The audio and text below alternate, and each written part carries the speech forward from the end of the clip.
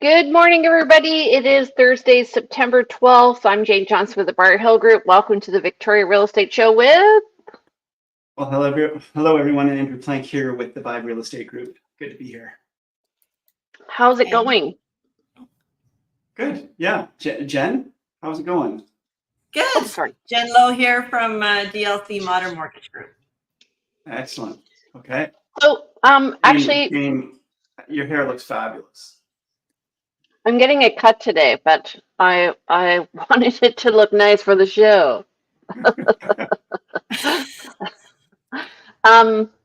Let's just talk actually a bit about what you were talking about before the show started, and that is that the difference of going to a bank versus a mortgage broker. I just wanted to just address the fact they are different. So when you're going to a bank, often people want to go to a bank because they feel that the bank is going to provide them with a history and they have all their data, which is not necessarily true. They're also usually only selling their own product. I have to admit, though, I've had excellent service with some banks and not others. Mm-hmm. But this past week, my seller had an offer on a property and the buyers are going to the bank and they're waiting 3 days for an appointment. Jen, do you want to address that? I'd love to. Big difference is mortgage brokers like myself, we are licensed. We are required to do educational requirements each year. All I do is mortgages, and I've been doing this for over 12 years. And it always comes down to the numbers, and most transactions these days are not just a straight, easy transaction. So if someone's looking to port their existing mortgage, you want the numbers on what the blended rate's going to be. It can get complicated. So having the access and knowing, having someone experienced that knows what they're doing and will be able to provide you those numbers to make an informed decision. Right. Quickly. I think further to Jane's point, a lot of people think that the bank they have a relationship with their banks, the bank will treat them better. But the bank really these days does not hold any value in that relationship. They may try to keep your business, but it's really about them meeting their KPIs or whatever, their numbers. Someone like Jen is a commission-based salesperson as well. And she's not just working banker's hours. There is a reason they call it banker's hours. And when real estate doesn't operate on banker's hours. So Jen gets things done. What the conversation beforehand was just that I had clients that had been working with a particular bank who wanted to keep their mortgage at a low rate.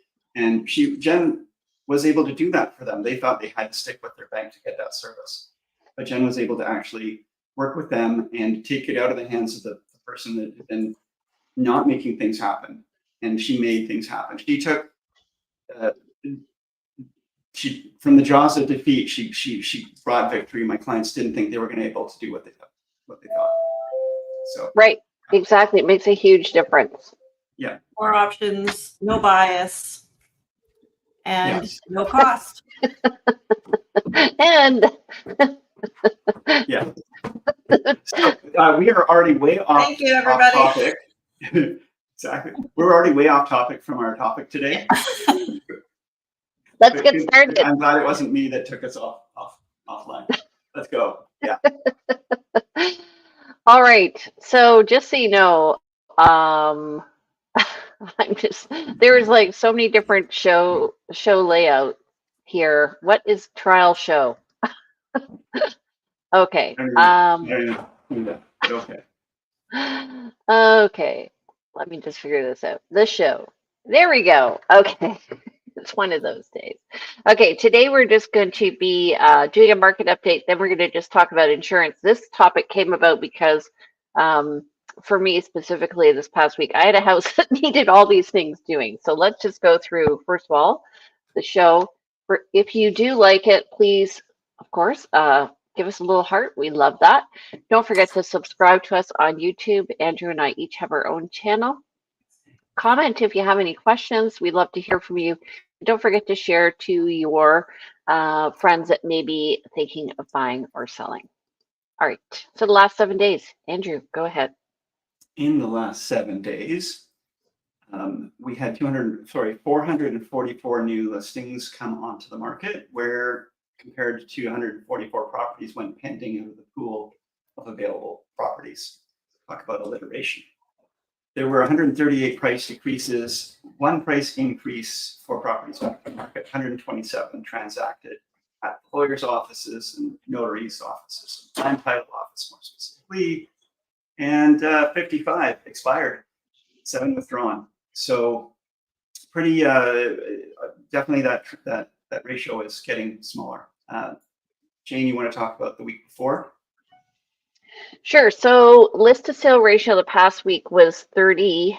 The week before it was 34%. But the reason why we're seeing a difference in activity is because we are coming out of a long weekend. So price decreases, we're at 98. And that's just people getting ready to get on the market and maybe amend their price because they haven't had activity. And then, of course, we saw a lot of solds because we were at the end of the month and people are moving in. So trying to get in before the new year. Before the new school year.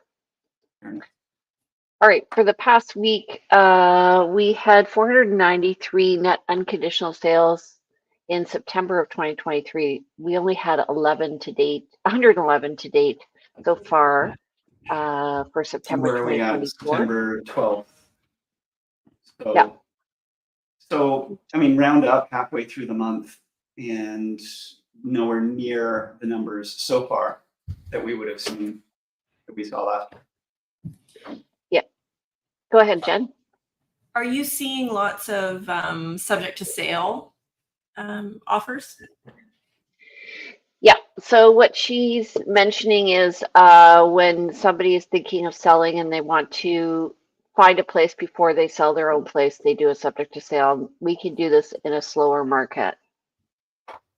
Yeah, a lot of conversations with people about that lately. So here's the thing is you can protect your buyer with specific clauses that aren't in the standard forms. And I highly recommend that you do that because you can be caught out, which is what's happening to one of my clients today. So you really want to make sure that you're protecting your client so that if an offer comes in on your own property, if you've written the subject to sale, that you can complete. All right. Give an example of that, Jane. I just want to make sure we're clear on what you're talking about there. It's where when if you get an offer on your place, you could write a clause in that the offer has a term in it that if an offer comes in on my property, that you give my client 7 days and you won't call the time clause. Right, I see. Okay. So what you're doing is just adding some extra ornamentation to the subject to sale offer. And that's in support of the offer that was made on a property when you still need to sell yours. And also, just so you know, on the mainland and Up Island, they do not have the clause that says that you have to wait for the second offer to go unconditional before you pull the time clause. No, So yeah, we're getting into some definitely some weeds there, but you're right, and that's a common one here. But people still write those clauses independently, even though we have that clause that most is used. I'm still seeing our agents in our area using clauses that don't include that. Yeah, you know why? Because they're not reading the form. Yeah, yeah. Okay. Anyway, that's okay. Yeah. I'm in my head today. Jen, so last week we kind of got cut off. We've gone down how many basis points this year? 75. Yeah.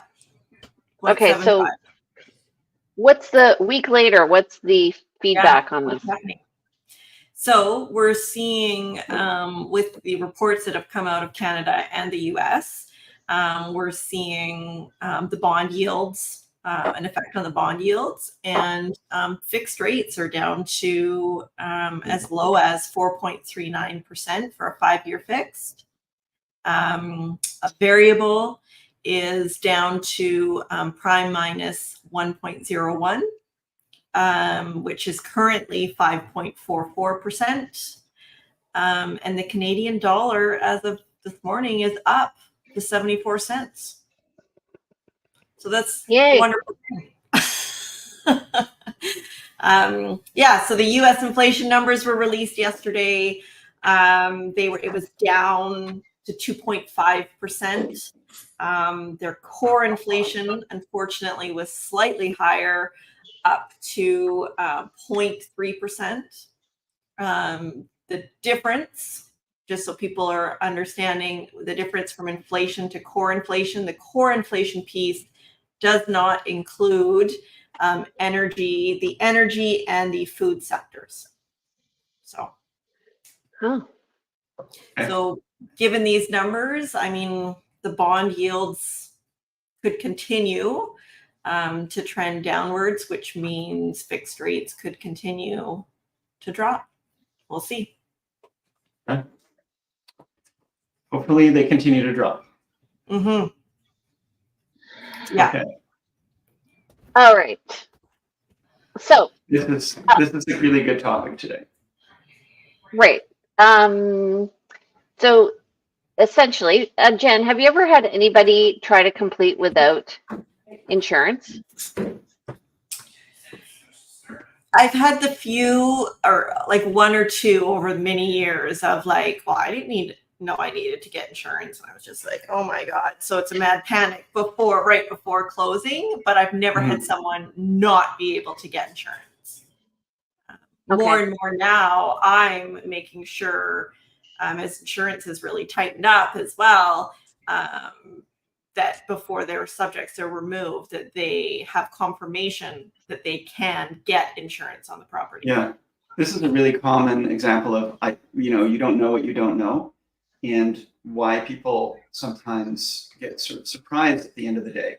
And the reason why in our standard clauses for conditions, we include an insurance clause, which, I mean, you could argue you don't need it because you're not going to get financing without insurance, but it's there. So we realtors and our clients explicitly know that they're going to make sure that's taken care of.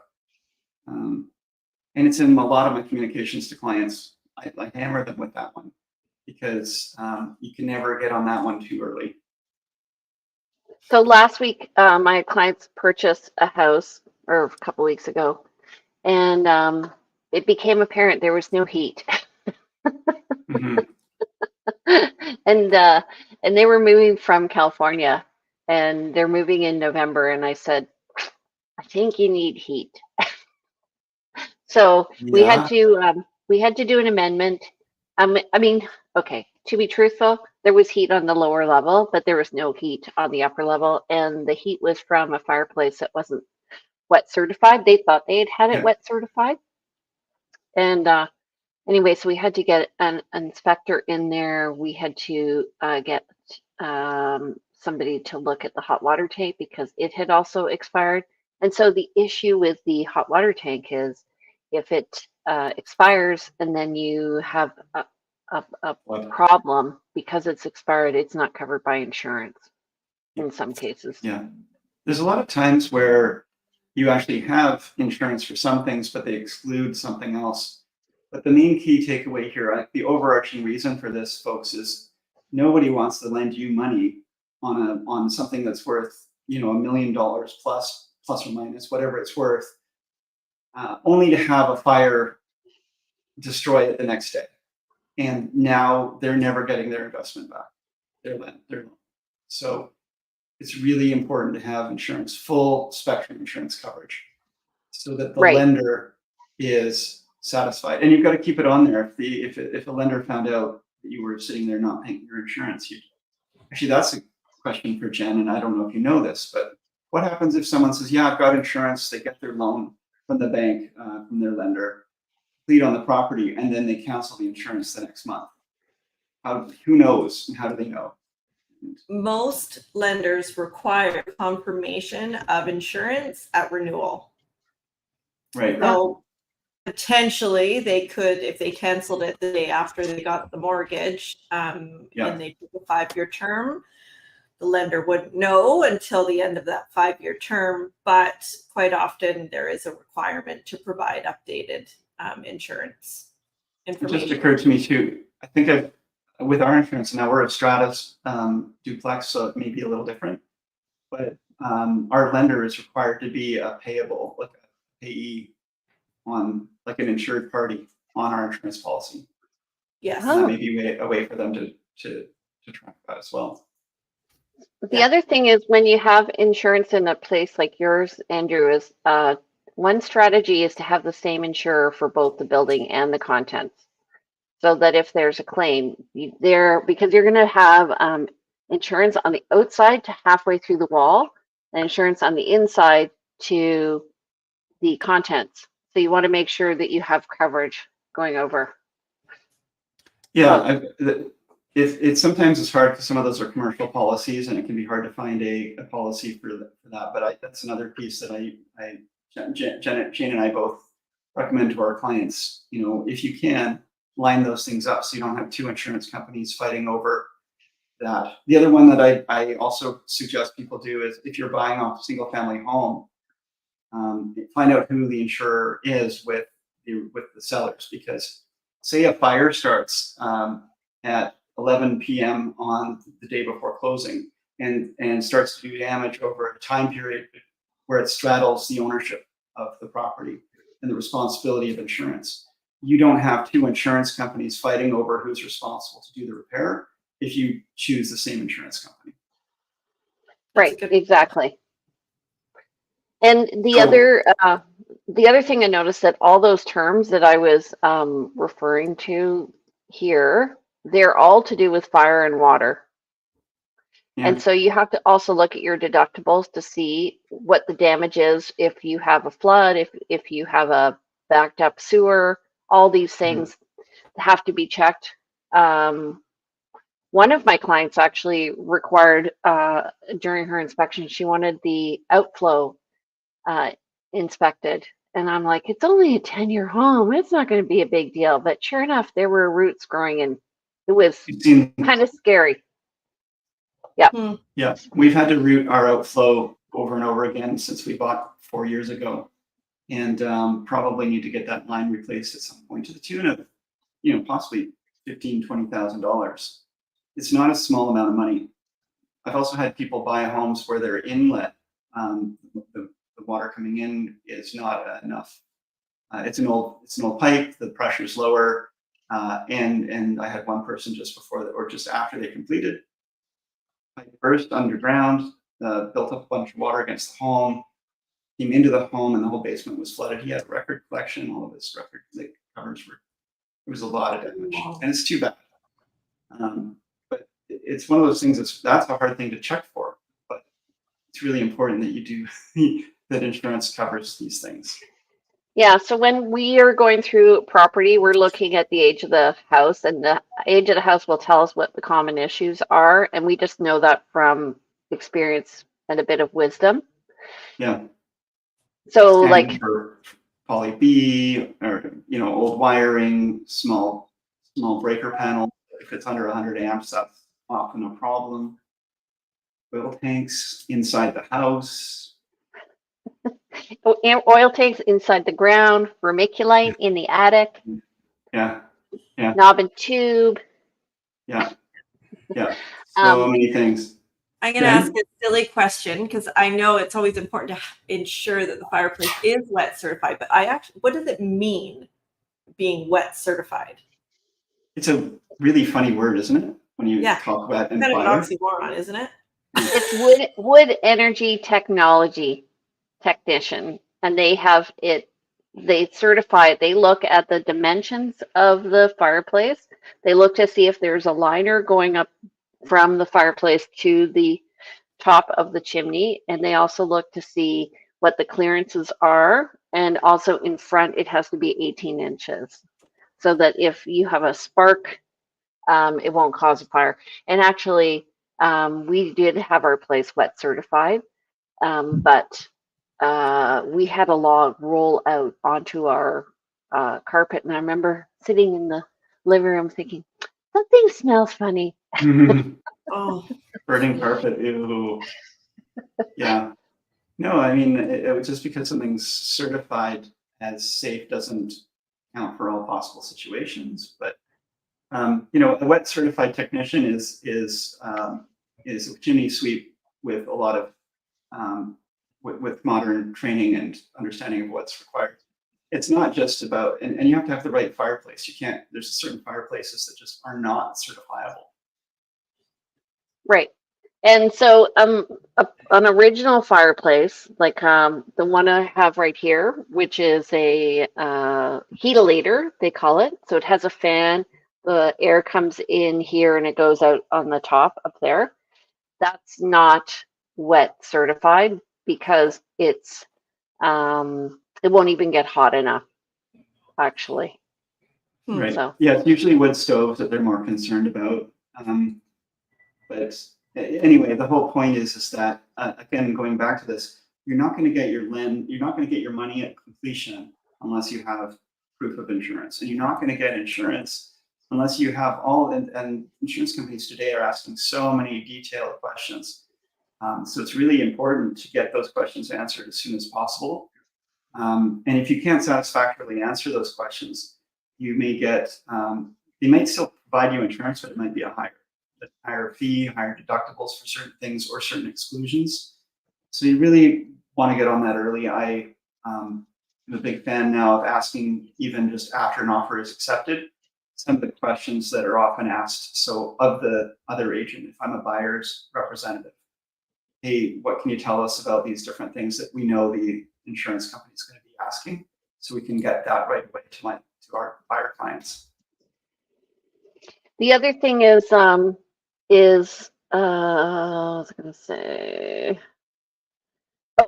recently one of the big issues has been the fires in East Souk and Souk, and so they have, if you're within I think 25 kilometers or something like that, there is a distance. They won't insure because you're so close to the proximity of the fire. So the subtle, yep, Jen? Just to add to that, yeah, I actually had a client that was within 10 kilometers. And I'm very thankful. Actually, I work in through DLC Modern Mortgage Group. So there's a number of us mortgage brokers. And there was another broker in my office that had a client actually in Oak Bay that also was unable to get insurance. And in chatting, we discovered that BCAA was able and willing to insure properties with the fire current status at the time as out of control. Yeah. Oak Bay might have been far enough away. And I mean, it's one of those things that you shake your head going like, a wildfire in Souk is not going to be getting to Oak Bay. But, but policies and systems, whatever it is, it's going to be black and white quite often for those insurance companies. Yeah. So that's one of the key points with insurance, guys, is you can go and get a quote, and that's not proof of insurance. But once an insurance company is bound to you and they have said, yes, we will provide and are providing you insurance, they have the obligation still to cover, even if a wildfire suddenly sort of sweeps through the area. So it's the key point is that getting quotes and ensuring you can get insurance is one thing. Actually getting bound for insurance and having that insurance lined up and the insurance company saying, yes, we will provide. Once they've done that, they are bound to provide that insurance. They can't jump out of it just because suddenly there's a risk they hadn't anticipated. That's the whole point of insurance, right? Yeah. And you have to let them know who your lawyer is so they can send the lawyer the information for completion. So. Right. All right, you guys, I have to get on with my day. I love these shows when they're like very efficient. That was a good one today. Yeah. It was a good one today. All right, so let's tell everybody. Pat everybody's backs here. Pat your back. Pat your back. Good job. Good show, guys. Let's tell everybody who you are and what you do. Andrew, you go ahead. Yeah, I'm Andrew Plank, and I do all kinds of things, but most of the time I'm running around in my car showing properties, helping people to market their homes. I am a realtor. And you can reach me at 250-360-6106, and my email is info@andrewplank.com. And you can book an appointment with me at andrewplank.com. Awesome. Jen. I am Jen Lowe, a mortgage broker with DLC Modern Mortgage Group. DLC stands for Dominion Lending.